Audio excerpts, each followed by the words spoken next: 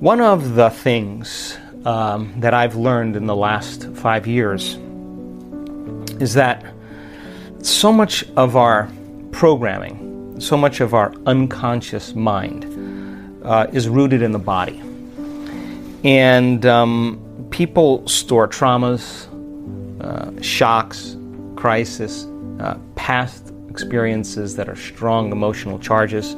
They store those in the body because every time we remember the experience, we're producing the same chemistry in the brain and body as if it's happening. So the body actually becomes conditioned into the past. And so the body in its resistance is clinging to the known and the familiar, even though we want our future to begin to change.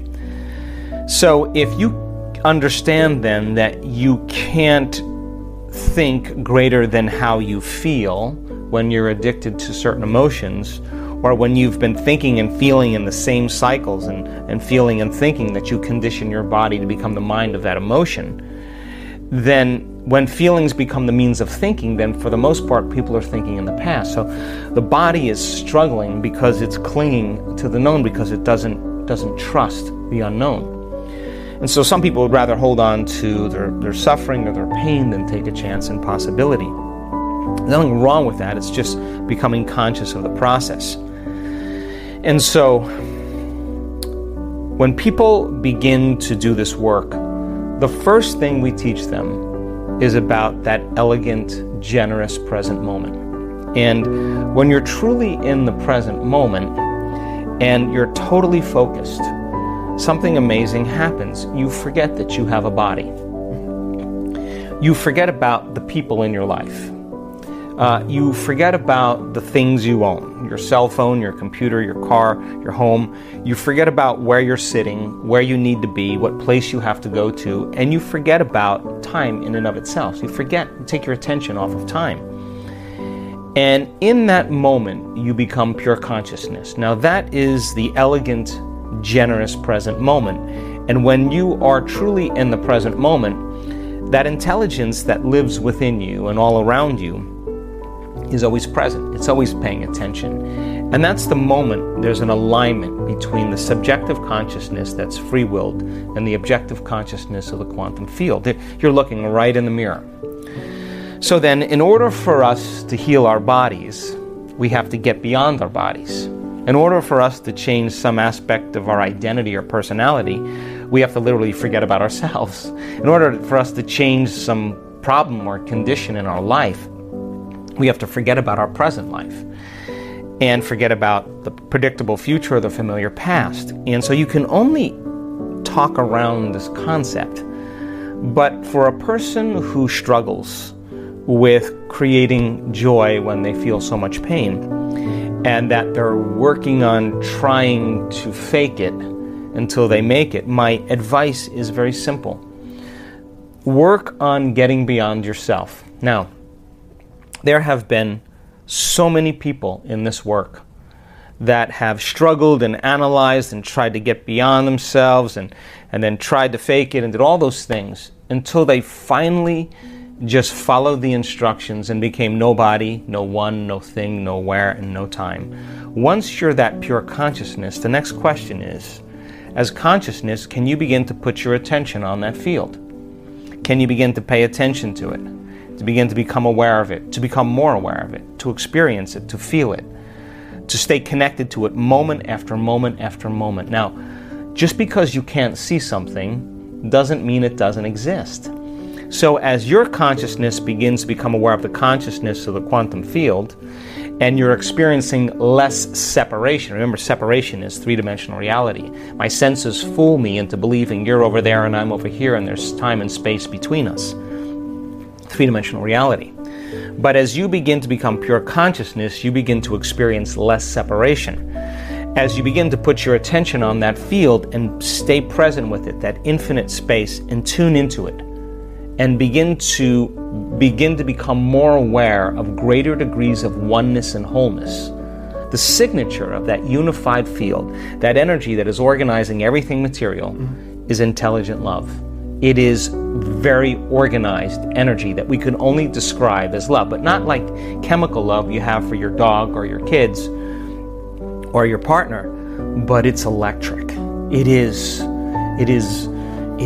so, it's the most familiar, unfamiliar feeling you'll ever have. It enlivens us. It is the very life force. It is the glue that's holding everything together.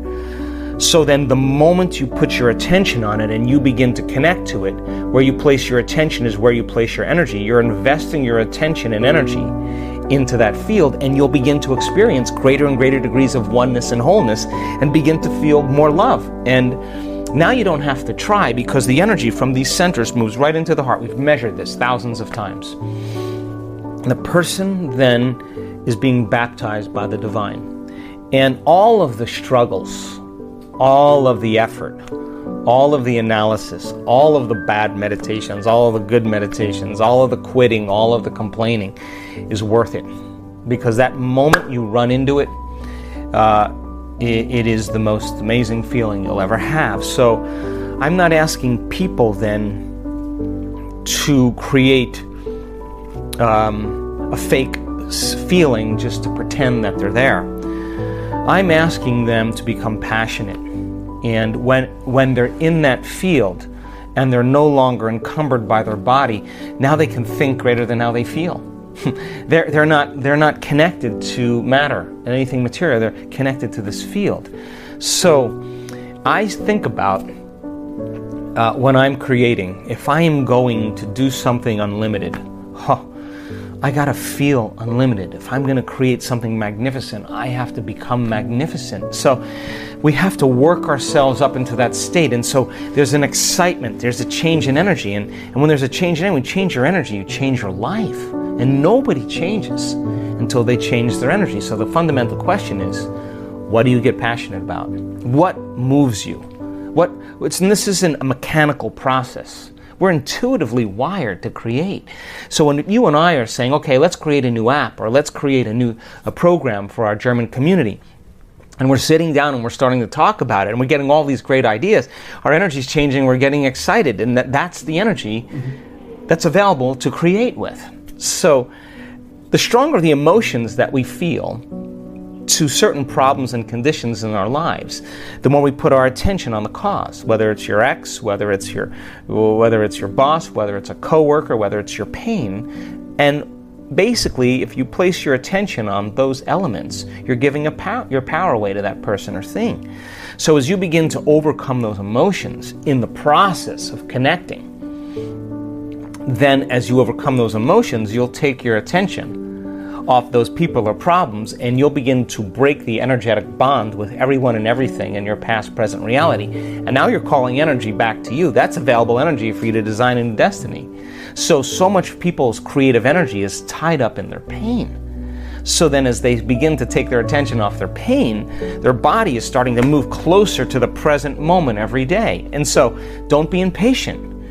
Every day is the mastery of self. If you overcome just a little bit of yourself every day, there will be a different feeling that warms your heart. That's where I want people to be. And those add up over time. And yes, there's difficult meditations. Absolutely, I have them all the time. But if you are willing to sit in the presence of that fire and be willing to face off with it and keep returning back to the present moment, every time you do that, every time you catch yourself thinking about another person or another thing and you become conscious and return back to the present moment and unfold back into possibility, that's a victory.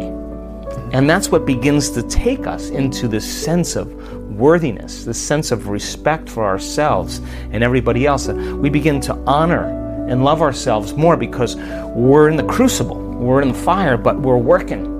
And the body's beginning to shift and change step by step. So then, as you experience greater and greater degrees of oneness and wholeness, and you connect to that field, pay attention, because the moment you connect to that field and all those latent systems switch on, your body is going to get a biological upgrade because you're connecting to the signature of wholeness and oneness. So your body's frequency is going to rise, and so many people come out of their meditation and say, I was scheduled for surgery this week, I have no pain in my body. I don't know what happened. I just got beyond myself. So as you begin to slow your brain waves down and from beta to alpha and into theta, you begin to connect to your autonomic nervous system. And that autonomic nervous system has one agenda, and that is to create balance, wholeness, and order. And the moment you get beyond yourself, and you're no longer your identity or your pain or your past or your gender or your diet, you're just an awareness. And that intelligence becomes aware that you are no longer in the way. It is going to rush right into the body. And we've seen this on so many brain scans. That autonomic nervous system is going to light up. And now you are going to process a whole new stream of consciousness, and the body is going to get a biological upgrade from the field whose signature is wholeness, and disease is separation, pain is separation. And all of a sudden the field starts interacting on a cellular level, and the person all of a sudden feels different. But getting there every single day is just connecting to that field. And then when you're there, what are you passionate about? If you're passionate about something, just fall in love with the idea that you could be healed and relax and surrender to the field and allow a greater mind to do it for you. Just get out of the way, and every day, keep interacting with the field. Keep connecting with it. Keep practicing, and sooner or later, you'll say what everybody else says. It was so worth the effort.